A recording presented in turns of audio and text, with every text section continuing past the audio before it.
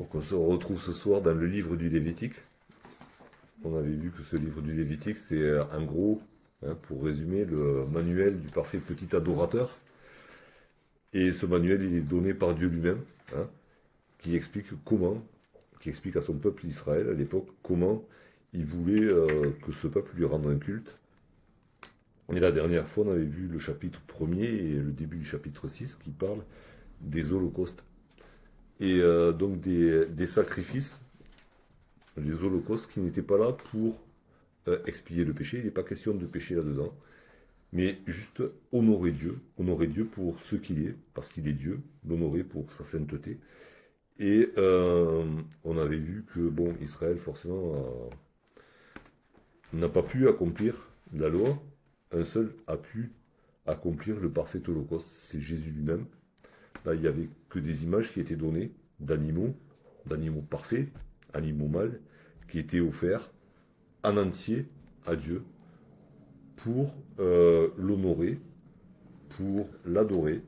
Et on avait vu que nous, de notre côté, qui sommes appelés à être des adorateurs, en esprit et en vérité, on peut apporter à Dieu notre adoration en nous préparant dans la contemplation de Jésus-Christ, le parfait holocauste. Lui, le mal sans défaut, lui qui s'est offert à Dieu, non pas pour son péché, mais par amour pour Dieu, dans une obéissance parfaite, jusqu'à la mort de la croix. Et on va voir ce soir le deuxième euh, sacrifice que Dieu demande. Après avoir demandé ce sacrifice d'adoration, il est question d'offrande faite à Dieu. Et donc on va lire le chapitre 2 et un petit bout du chapitre 6 qui se rapporte aussi aux offrandes. Lorsque quelqu'un fera à l'Éternel une offrande en don, son offrande sera de fleurs de farine. Il versera de l'huile dessus et y ajoutera de l'encens. Il apportera au sacrificateur, fils d'Aaron. Le sacrificateur prendra une poignée de cette fleur de farine arrosée d'huile avec tout l'encens, et il brûlera cela sur l'autel comme souvenir. C'est une offrande d'une agréable odeur à l'Éternel. Ce qui restera de l'offrande sera pour Aaron et pour ses fils. C'est une chose très sainte parmi les offrandes consumées par le feu devant l'Éternel. Si tu fais une offrande de ce qui est cuit au four, qu'on se serve de fleurs de farine, et que ce soit des gâteaux sans levain, pétris à l'huile, et des galettes sans levain, arrosées d'huile. Si ton offrande est un gâteau cuit à la poêle, il sera de fleurs de farine pétries à l'huile, sans levain. Tu le rompras en morceaux, et tu verseras de l'huile dessus. C'est une offrande. Si ton offrande est un gâteau cuit sur le grill, il sera fait de fleurs de farine pétries à l'huile. Tu apporteras l'offrande qui sera faite à l'Éternel avec ces choses-là. Elle sera remise au sacrificateur qui la présentera sur l'autel. Le sacrificateur en prélèvera ce qui doit être offert comme souvenir et le brûlera sur l'autel. C'est une offrande d'une agréable odeur à l'Éternel. Ce qui restera de l'offrande sera pour Aaron et pour ses fils. C'est une chose très sainte parmi les offrandes consumées par le feu devant l'Éternel. Aucune des offrandes que vous présenterez à l'Éternel ne sera faite avec du levain, car vous ne brûlerez rien qui contienne du levain ou du miel parmi les offrandes consumées par le feu devant l'Éternel. Vous pourrez en offrir à l'Éternel comme offrande des prémices, mais il n'en sera point présenté sur l'autel comme offrande d'une agréable odeur. Tu mettras du sel sur toutes tes offrandes. Tu ne laisseras point ton offrande manquer de sel, signe de l'alliance de ton Dieu. Sur toutes tes offrandes, tu mettras du sel. Si tu fais à l'Éternel une offrande des prémices, tu présenteras des épis nouveaux, rôtis au feu et broyés, comme offrande de tes prémices. Tu verseras de l'huile dessus, et tu y ajouteras de l'encens. C'est une offrande. Le sacrificateur brûlera comme souvenir une portion des épis broyés et de l'huile avec tout l'encens. C'est une offrande consumée par le feu devant l'Éternel. Et au chapitre 6, à partir du verset 7, voici la loi de l'offrande. Les fils d'Aaron la présenteront devant l'Éternel, devant l'autel. Le sacrificateur prélèvera une poignée de la fleur de farine et de l'huile, avec tout l'encens ajouté à l'offrande, et il brûlera cela sur l'autel comme un souvenir d'une agréable odeur à l'Éternel. Aaron et ses fils mangeront ce qui restera de l'offrande. Ils le mangeront sans levain, dans un lieu saint, dans le parvis de la tente d'assignation. On ne le cuira pas avec du levain. C'est la part que je leur ai donnée de mes offrandes consumées par le feu. C'est une chose très sainte, comme le sacrifice d'expiation et comme le sacrifice de culpabilité. Tout homme d'entre les enfants d'Aaron en mangera. C'est une loi perpétuelle pour vos descendants au sujet des offrandes consumées par le feu devant l'Éternel. Quiconque y touchera sera sanctifié. L'Éternel parla à Moïse et dit : Voici l'offrande qu'Aaron et ses fils feront à l'Éternel le jour où ils recevront l'onction, un dixième d'épha de fleur de farine comme offrande perpétuelle, moitié le matin et moitié le soir. Elle sera préparée à la poêle avec de l'huile, et tu la porteras frite. Tu la présenteras aussi cuite et en morceaux comme une offrande d'une agréable odeur à l'Éternel. Le sacrificateur qui, parmi les fils d'Aaron, sera oint pour lui succéder, fera aussi cette offrande. C'est une loi perpétuelle devant l'Éternel. Elle sera brûlée en entier. Toute offrande d'un sacrificateur sera brûlée en entier. Elle ne sera point mangée. Alors voilà, le deuxième sacrifice dont nous parle le Lévitique, celui que Dieu lui-même a mis en deuxième position après les holocaustes, le sacrifice d'adoration. Alors comme pour les holocaustes, il n'est pas question ici de péché. C'est, on va dire, et ce qui motive le sacrifice, c'est pas le péché, comme on le verra dans les deux sacrifices suivants, où il est dit quand quelqu'un aura péché, il devra faire ceci, cela. Là, ça vient du cœur. C'est par amour pour Dieu, volontairement, que quelqu'un offre quelque chose à Dieu. On n'est pas du tout dans quelque chose d'obligatoire, même s'il est aussi question des prémices, mais les prémices, pareil, c'était laissé à la libre... le montant du prémisse était laissé à la libre interprétation de chacun, à la libre volonté de chacun, à la libre générosité de chacun. Et pour les offrandes à Dieu, c'est un peu la même chose. Même si par ailleurs il y avait les dîmes et tout ce qui va avec, mais les offrandes c'était volontaire. C'est ce qui le rapproche un peu des holocaustes, c'est aussi un sacrifice d'une agréable odeur qui est consumé sur l'autel de l'Éternel. C'est pas un sacrifice, une victime qui est brûlée à l'extérieur, comme on le verra plus tard pour d'autres sacrifices. C'est tout se passe. L'offrande ne sort pas, une fois qu'elle est entrée, elle ne sort plus du parvis du tabernacle.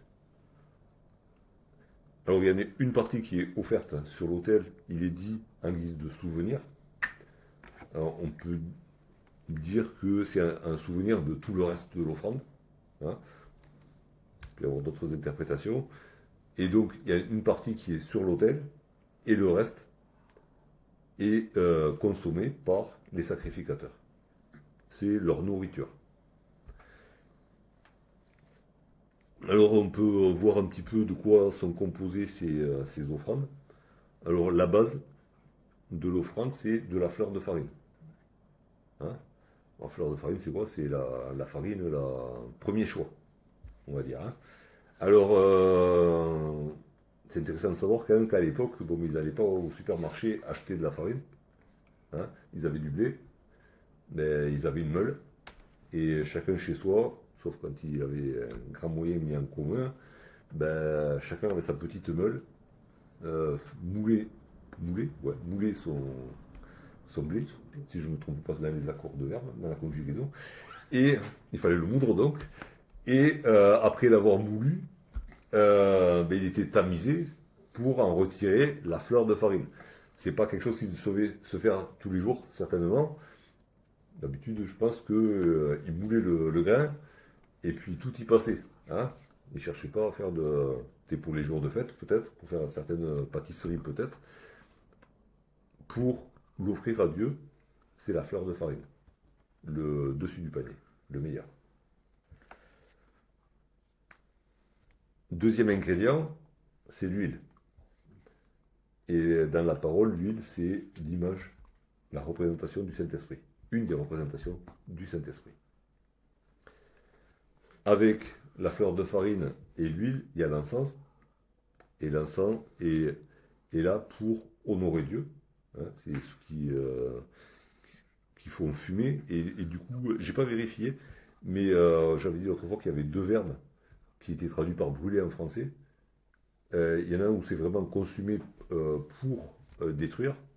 C'est le cas des sacrifices par rapport au péché. Et il y a le côté brûlé pour faire fumer, pour faire monter une agréable odeur à l'Éternel. J'ai pas eu le temps de vérifier, enfin j'ai oublié, mais je pense que c'est comme pour l'Holocauste, hein, puisque c'est un agréable parfum pour l'Éternel. Il est question là de brûler, non pas pour détruire, mais pour honorer Dieu par ce parfum qui monte vers lui. C'est un symbole, hein, bien sûr. Dieu est sensible aux odeurs du cœur, hein, pas aux odeurs des fumées qu'on peut faire avec du feu. Et un quatrième ingrédient qui est réclamé pour tous les sacrifices, et qui n'était pas spécifié pour les holocaustes, mais bon, pour le coup, là, c'est dit, c'est pour tous. C'est le sel. Le sel, dans la parole, c'est ce qui donne du goût, hein, et ce qui permet de conserver. Et le texte nous dit, le sel, c'est le symbole de l'alliance. Alors, c'est le symbole de l'alliance entre Dieu et son peuple. Une alliance que Dieu a voulu. C'est une alliance qui était basée sur le fait d'obéir à la loi. Je vous bénirai si vous obéissez à la loi. Ça, c'est l'alliance qui a été conclue au mont Sinaï. Mais c'est une alliance c'est Dieu qui est à l'origine de l'alliance. C'est lui qui l'a voulu. Et du coup, l'adorateur est appelé à se souvenir, à chaque sacrifice, il est appelé à se souvenir de cette alliance. Dieu a voulu s'unir au peuple d'Israël, à son peuple d'adorateurs. Et aussi un symbole de pureté, non? C'est un conservateur. Du coup, par conséquent, ça permet la pureté.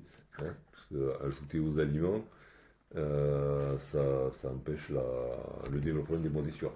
Donc, oui, du coup, ça amène à la pureté, mais par contre-coup, on va dire. Voilà. Donc, c'est ces 4 ingrédients qui sont là. Et puis, il y en a 2 qui sont exclus, hein, définitivement exclus, c'est le levain, alors qui est symbole du mal, la conséquence du péché, qui est symbole aussi d'orgueil, puisque le levain fait gonfler la pâte. Hein, donc, enflé d'orgueil, on a cette image-là aussi, mais qui est toléré, on va dire, dans d'autres offrandes, mais justement qui ne sont pas brûlées sur l'autel des sacrifices. Ça pouvait être offert, mais pas brûlé. Ça ne pouvait pas donner une agréable odeur à l'Éternel. Hein, c'est quelque chose qui symbolise ce qui vient de l'homme, en gros. Et le miel, aussi, qui pouvait être accepté dans certaines offrandes, mais jamais brûlé sur l'autel. Le miel, ça fait penser à tout ce qui est doux, attrayant, dans le livre des Proverbes, voire nettement hypocrite. Voilà, ce qui fait passer des choses amères pour douces et qui est piégeux. Voilà. Donc ces 2 ingrédients étaient exclus des offrandes brûlées sur l'autel. Ce qui est intéressant aussi, c'est que, mis à part l'offrande de farine brute, qui n'était pas cuite, alors pourquoi, je sais pas, peut-être dans la précipitation, on n'avait pas le temps de... On avait à cœur de porter une offrande, et puis bon, après ça allait fermer, hein, il y avait des heures de fermeture, je sais pas. Donc peut-être qu'il y en a qui amenaient juste la farine. Un peu, c'était comme ça, Dieu le permettait, donc... et à part ça, tout le reste était cuit. D'une manière ou d'une autre, c'était cuit. Hein, que ce soit au four, au grill, à la poêle, c'était des galettes qui étaient cuites. D'une certaine manière, le feu, dans la Bible, c'est un symbole d'épreuve, de souffrance. Ce qui est intéressant aussi, c'est que comme pour les holocaustes, l'adorateur qui apporte son offrande, ben, il participe à la préparation du sacrifice. Dans l'Holocauste, c'est lui qui égorgeait l'animal, qui le dépeçait, qui le coupait en morceaux, qui le lavait. Ici, il a fallu moudre le grain, il a fallu le faire cuire d'une manière ou d'une autre, le pétrir, le faire cuire d'une manière ou d'une autre. Donc l'adorateur a préparé son offrande. Et c'est quelque chose qui est important. Il y a cette notion de préparation et de participation. Et comme on a vu l'autre fois, nous, on est représentés à la fois par l'adorateur lambda et par les sacrificateurs. Puisqu'il est écrit qu'aujourd'hui, par Jésus-Christ, nous sommes devenus un peuple de sacrificateurs. Donc nous, on se retrouve à la croisée des deux images. Hein, et on est à la fois adorateurs qui préparons l'offrande et sacrificateurs qui la présentons à l'Éternel. Et en même temps, sacrificateur qui est nourri par l'offrande. Donc on se retrouve un petit peu, nous, c'était des images dont l'accomplissement est venu plus tard, mais on se retrouve un petit peu à la croisée des chemins et on est représenté par les deux. Donc ça, on le verra plus tard. Toujours est-il que, encore une fois, ces offrandes, elles représentent Jésus. C'est ce que nous enseigne l'Épître aux Hébreux. Tout ce qui se passait dans le tabernacle, c'était une image des choses à venir. Et de la même manière que l'Holocauste parfait a été offert par Jésus lui-même, qui s'est offert lui-même, victime parfaite, entièrement offerte à Dieu, mais les offrandes, elles ont été pleinement accomplies par Jésus. Et on peut reprendre les ingrédients. Alors déjà, ce qu'il n'y avait pas, en Jésus, il n'y avait pas de mal, il n'y avait pas de péché, il n'y avait pas d'orgueil. S'il y a quelqu'un qui s'est humilié, c'est bien lui, il s'est humilié lui-même jusqu'à devenir un simple homme. Il a paru comme un simple homme, et il est devenu serviteur de tous, et il s'est humilié lui-même jusqu'à la mort de la croix. Le miel, alors oui, Jésus a été doux quand il le fallait, mais c'était pas un faux semblant. Hein, c'était pas pour tromper, c'était pas de la douceur pour attirer les foules et puis les embobiner. Hein, c'était pas un gourou. Quand il a fallu dire les 4 vérités, elles ont été dites cash et direct aux bonnes personnes. Rien de doux et d'attrayant pour attirer le client chez Jésus. Par contre, la fleur de farine qui nous parle de pureté, c'est Jésus dans toute sa splendeur. Hein. Alors broyer, oui, le grain, tamiser, pour qu'il en sorte le meilleur. De Jésus, il dit aussi, Jésus lui-même a dit, je suis le pain venu du ciel. On peut le rapprocher aussi de la fleur de farine. Il y a l'huile qui représente le Saint-Esprit. Jésus a été conçu par l'Esprit. L'Esprit est descendu sur lui lors du baptême, sous la forme d'une colombe. Et tout ce qu'il a fait, il l'a fait en tant qu'homme, conduit par l'Esprit de Dieu. Et comme on l'avait dit l'autre fois, dans Hébreux 9, verset 14, il est dit qu'il s'est offert à Dieu par l'Esprit éternel. C'est l'Esprit, en tant qu'homme, poussé par l'Esprit, il s'est offert à Dieu. L'encens est là pour la gloire de Dieu, pour honorer Dieu. Et ce qui est intéressant, c'est que les autres ingrédients, ils étaient en partie brûlés sur l'autel. Par contre, tout l'encens qui était apporté par l'adorateur était brûlé sur l'autel. Et dans la vie de Jésus, tout a été pour la gloire de Dieu. Rien pour lui, tout pour le Père. Tout a été brûlé sur l'autel. Et puis il y a le sel. Alors, sel, symbole de pureté, hein, d'incorruptibilité. Et rien ni personne, Satan lui-même, rien n'a pu corrompre Jésus-Christ. Aucune tentation, et il a été tenté en toutes choses comme nous, aucune tentation n'a pu le corrompre. Parce qu'il était imbibé de sel. Hein. Il est question aussi dans la parole c'est le commandement qui nous est donné, que notre parole soit assaisonnée de sel. Les paroles de Jésus, elles étaient assaisonnées de sel. Et même elles décapaient quand il fallait. Hein. Elles avaient du goût. Jamais homme n'a parlé comme cet homme. Mais quand il fallait que ça décape, ça décapait. Hein. C'est corrosif le sel. Et quand il fallait décaper le péché, il était là. Il n'a pas raté une occasion. Et aussi le sel, c'est un signe d'alliance. Et Jésus est celui qui a créé une nouvelle alliance. Alors non pas avec du sel, hein, mais par son sang. Au sujet de l'alliance, il faut savoir quand même que c'était aussi une tradition, et c'est encore une tradition dans certaines cultures, de sceller des alliances, que ce soit en affaires ou quand on accueille des étrangers, en leur offrant du sel. C'est un signe d'accueil dans la paix. Hein. Déjà, à une certaine époque, le sel, c'est une denrée qui n'est pas excessivement chère, sauf quand on prend des sels un peu spéciaux. Mais à l'époque, c'était cher, le sel. Et il y avait des grosses taxes dessus, du coup. Il y a toujours des grosses taxes sur le sel jusqu'à il n'y a pas longtemps. Et chez nous, jusqu'à la Révolution, il même encore, il doit y en avoir.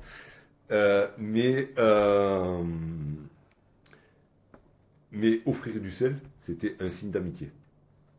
Et un signe de faire alliance avec quelqu'un. Hein, on n'offre pas quelque chose qui a de la valeur à quelqu'un pour qui on n'a pas de l'estime. Ou alors c'est pour le tromper. Hein. Bon, la trahison a toujours existé aussi. Mais en règle générale, offrir du sel, c'était c'est accueillir, c'est passer une alliance. Et c'est ce que Dieu a fait pour nous, et ce que Jésus a recréé pour nous à travers lui. On a une nouvelle alliance avec le Père. Et du coup, aussi, sauf la fleur de farine offerte de manière brute, il y avait tous ces gâteaux, hein, cuits au feu. Et on peut dire d'une certaine manière que Jésus aussi a été cuit. Il a connu les épreuves, il a connu la souffrance. Et on ne parle pas ici de la souffrance de la croix, hein, puisqu'il n'est pas question de péché ici, mais tout ce que Jésus a pu souffrir,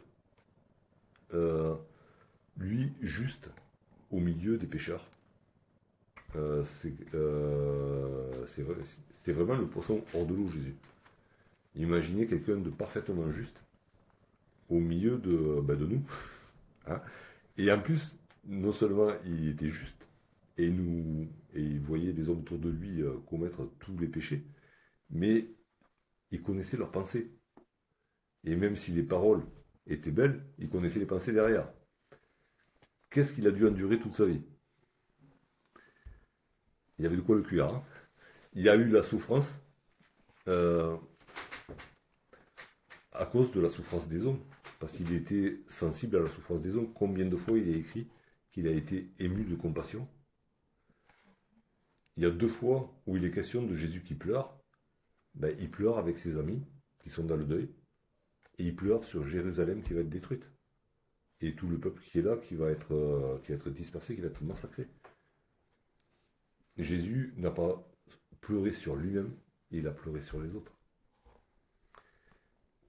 Et puis il y a eu toute cette souffrance sur le chemin qu'il a mené à la croix, à partir du moment où il a commencé à dire à ses disciples, alors c'est cité à ce moment-là, certainement qu'il était dans l'anticipation depuis bien longtemps avant, mais à partir de ce moment-là, il leur a dit, et il leur a parlé, et il a exprimé sa souffrance en vue des douleurs qu'il attendait, en vue du sacrifice qu'il allait accomplir, en vue du fait, et il le savait, que sur la croix, il ne pourrait plus compter sur le Père. Le Père allait lui tourner le dos. Quelque chose qu'il n'avait jamais connu. Être fait péché pour nous. Lui, le saint, devenir péché. L'horreur totale. C'est inconsolable. C'est comme nous, on nous dit demain tu vas devenir un poisson. On va te jeter dans l'océan avec une pierre au cou et tu vas devenir un poisson là au fond. Bon, on sait que c'est impossible. Mais pour lui, c'était impossible. Et pourtant, c'est ce qui est arrivé. Il a choisi cette voie-là. Et du coup, voilà, il a été cuit, hein, comme tous ces gâteaux à la poêle, au four, de différentes manières. Tous les moyens sont bons pour cuire. Il faut au pied du feu, point barre. À part ça, tout est bon pour cuire. Et il a connu toutes les cuissons. Et on voit ces offrandes qui sont offertes en morceaux. Et son corps a été brisé pour nous. Il a accepté ça pour nous. Comme ces gâteaux qui étaient offerts à Dieu, mais en morceaux. Alors du coup, oui, on a là, en regardant Jésus encore, une idée de ce que c'est l'offrande que Dieu veut. Une offrande pure, une offrande remplie du Saint-Esprit, une offrande pleine d'encens qui monte vers Dieu, et une offrande recouverte de sel, couverte par l'alliance de Dieu. Elle ne peut être agréée que par cette alliance-là. Alors du coup, nous, adorateurs du XXIe siècle, que nous demande Dieu? Alors, il n'est plus question de faire des gâteaux. Si vous voulez faire des gâteaux, on peut les offrir aussi. Hein. Mais quand il est question d'offrande, de suite, on est très limité. On pense au moment de la collecte lors du culte le dimanche matin. Alors, c'est pas faux, mais c'est très réducteur. C'est très réducteur. Et en fait, les offrandes le dimanche matin, on va dire, c'est un symbole de ce que doit être notre offrande. Hein, Jésus, il y a une seule fois où il est question où il donne de l'argent pour le temple. Ça ne veut pas dire qu'il a donné qu'une fois, mais il a été le parfait adorateur, celui qui a offert la vraie offrande à Dieu. Et la vraie offrande que Jésus a offerte, c'est sa vie. Hein, sa vie pure. Alors nous, on est un peu à la croisée des chemins, comme je l'ai dit tout à l'heure, on est à la fois adorateur et sacrificateur. Alors en tant que sacrificateur, fils d'Aaron, sachant que Aaron symbolise Jésus lui-même, hein, le souverain sacrificateur, qu'on retrouve dans l'Épître aux Hébreux. Donc on est sacrificateur à la suite sous l'autorité, hein, du souverain sacrificateur. Et donc quand on vient offrir quelque chose à Dieu, c'est toujours sous l'autorité de Jésus. On ne peut pas faire les choses à notre manière. Et si on vit à notre manière à nous, notre offrande, elle est nulle et non avenue. Et elle n'a pas lieu d'être. On peut offrir quelque chose à Dieu dans la mesure où on est sous l'autorité de Jésus. Les sacrificateurs étaient nourris en fait de ces offrandes-là. C'était la base de leur nourriture. Ils avaient d'autres choses quand ils rentraient à la maison, mais quand ils étaient en poste, on va dire, au tabernacle, ils se nourrissaient de ces offrandes de gâteaux. Et si l'offrande de gâteau représente symbolise Jésus, nous aussi on est appelés à nous nourrir de Jésus. Nous nourrir de son exemple, nous nourrir de ses paroles, nous nourrir de ses promesses. On se nourrit de Jésus. Et comme on est à la fois aussi adorateur et qui apportons l'offrande, on nourrit aussi nos frères et sœurs. Hein, donc dans le coup, c'est un peu compliqué d'être. Enfin, on a un dédoublement de personnalité un petit peu, mais il y a ce côté-là où on apporte quelque chose qui est partagé. Et on est nourri de Christ. Bon, et il dit de Christ qu'il est la parole de Dieu. On se nourrit de la parole. En tant que sacrificateur, on se nourrit de la parole. Il y a l'huile qui est là et qui représente le Saint-Esprit qui a conçu Jésus dans le ventre de Marie, qui est descendu sur Jésus lors de son baptême, qui a guidé Jésus tout au long de sa vie jusqu'à sa mort. Et nous aussi, en nous nourrissant de l'offrande, c'est un symbole, il faut que nous aussi nous soyons remplis de l'Esprit. Alors déjà, il faut que nous soyons nés de l'Esprit, hein, comme dit Jésus à Nicodème. On ne peut pas offrir quoi que ce soit à Dieu si on n'est pas né de lui. Hein, parce que ce qui est de la chair est chair, ce qui est de l'esprit est esprit. Et pour être en relation avec Dieu, pour lui apporter quelque chose, il faut être né de lui. Il faut qu'il soit notre Père. Mais il faut aussi que cet esprit nous remplisse au jour le jour. Que ce soit lui qui nous guide. Et pour qu'il nous remplisse, quand on a un récipient et qu'on veut le remplir, la condition sine qua non, c'est qu'il faut qu'il soit vide. Parce que si vous essayez de remplir une bouteille pleine, en plus si elle est cachetée, vous n'y arriverez pas. Donc, pour que l'esprit puisse nous remplir, il faut qu'on se vide. Qu'on se vide de nous-mêmes, qu'on se vide de notre orgueil, de ce qu'on croit être bien, de tout, pour recevoir l'Esprit de Dieu. Et que ce soit lui qui nous remplisse, qui nous conduise. Il est question de l'encens qui honore Dieu, ce parfum qui monte vers Dieu. Et il est question dans les épîtres Paul du parfum de Christ. Il est question dans le livre des Actes, par exemple, aussi de ces apôtres qui étaient reconnus comme ayant vécu avec Christ. Et il y a cette proximité avec Jésus qui va nous imbiber de son parfum. Si nous vivons dans l'intimité de Jésus, si nous nourrissons de sa parole, si nous sommes remplis de l'Esprit, on va recevoir le parfum de Jésus. Et on va diffuser autour de nous ce parfum. Et ce parfum va remplir notre vie. Et puis bon, il y a le sel, forcément. Et c'est dit de différentes manières dans le Nouveau Testament, mais Jésus-Christ a inauguré une nouvelle alliance. Et c'est par Jésus-Christ qu'on se présente devant Dieu, caché en lui, qu'on peut lui apporter nos offrandes, comme tout ce qu'on peut lui apporter, mais on peut lui apporter nos offrandes, par cette nouvelle alliance, et pas par un autre chemin. Donc là, c'est le côté un petit peu sacrificateur, et puis au jour le jour, parce que les offrandes, comme je le répète, c'est pas le dimanche matin, 5 minutes pendant le culte. En fait, l'offrande, c'est l'offrande de notre vie. De la même manière que Jésus a offert sa vie parfaite à Dieu. Cette vie pure, cette vie remplie de l'esprit, cette vie d'une agréable odeur, cette vie assaisonnée de sel, nous aussi, on est encouragé, et encore une fois, on peut revenir à Romains 12, puisque celui-là, on le connaît presque par cœur, on est appelé à offrir nos corps à Dieu. Ce qui sera de notre part un culte raisonnable. Et du coup, ça, c'est pas le dimanche matin. C'est pas 5 minutes pendant le moment de la collecte. C'est toute une vie. On est appelé à offrir une vie pure. Alors, une vie pure, s'entend purifiée par le sang de Jésus. Parce que nous sommes pécheurs et nous le reconnaissons. Offerte à Dieu mais aussi offerte aux frères et sœurs. Et il est question, je crois que c'est Paul qui parle des Macédoniens, qui dit qu'ils se sont offerts à Dieu, puis à eux.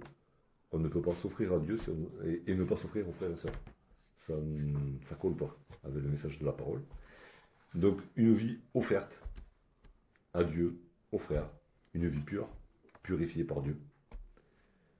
Une vie qui s'inspire de celle de Jésus-Christ. Hein. Et il est question, il y a ce verset que cite souvent Joël aussi, ce n'est plus moi qui vis, c'est Christ qui vit en moi.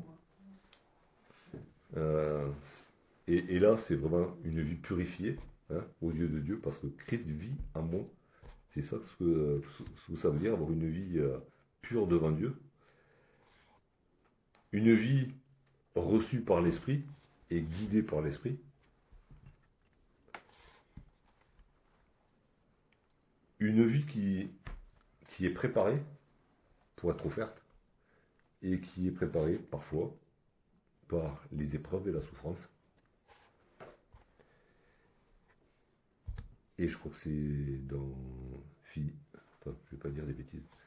C'est Colossiens peut-être qui dit vous connaîtrez la communion aux souffrances de Christ. C'est une épître de Paul, dans ces épîtres-là. Mais on est appelé à connaître la communion aux souffrances de Christ. Cette souffrance en tant que pécheur justifié dans un monde de péché.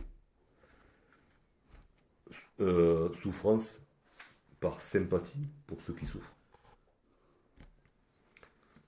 Et par contre, nous, on n'aura pas à souffrir par anticipation de la croix, parce qu'on n'aura pas à souffrir la croix. Mais en tant que disciple de Jésus-Christ, on est appelé à être juste dans un monde pécheur. On est appelé à souffrir, à pleurer avec ceux qui pleurent. Et du coup, c'est ce qui va transformer, on va dire, la fleur de farine d'une vie purifiée en gâteau pétri d'huile, offert à Dieu. Et ce gâteau, il sera assaisonné, hein, assaisonné de sel. Jésus nous a dit à ses disciples, vous êtes le sel de la terre. Alors c'est assaisonné, mais bien quoi. Un brut de sel quoi.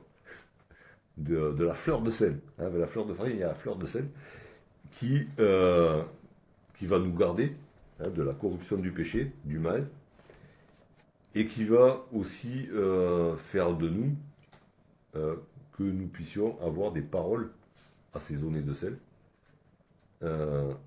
On est appelé à transmettre la grâce, mais quand il faut parler du péché et dénoncer le péché, on est appelé à le faire. On ne peut pas parler de la grâce sans dénoncer le péché. Et le sel est là, comme dans la bouche de Jésus, pour séparer ce qui est bon de ce qui est mauvais. Et en vivant d'une telle manière, on pourra répandre par notre vie la bonne odeur de Christ. Et du coup, notre vie peut devenir à ce moment-là, dans ces conditions-là. Alors forcément, c'est pas par nos propres forces. Hein. De A à Z, on a besoin de l'assistance de Dieu, le Père, le Fils, le Saint-Esprit, de la patience de Dieu, hein, parce que on est là à comprendre. Et il y a du ménage à faire dans nos vies, mais on est appelé à tendre vers le modèle parfait de Jésus-Christ pour pouvoir offrir un parfum d'une agréable odeur. Que nos vies soient une offrande qui fasse monter vers Dieu un parfum d'une agréable odeur. C'est à quoi nous sommes appelés en tant qu'adorateurs en esprit et en vérité. Et on peut y arriver en suivant les traces de Jésus-Christ.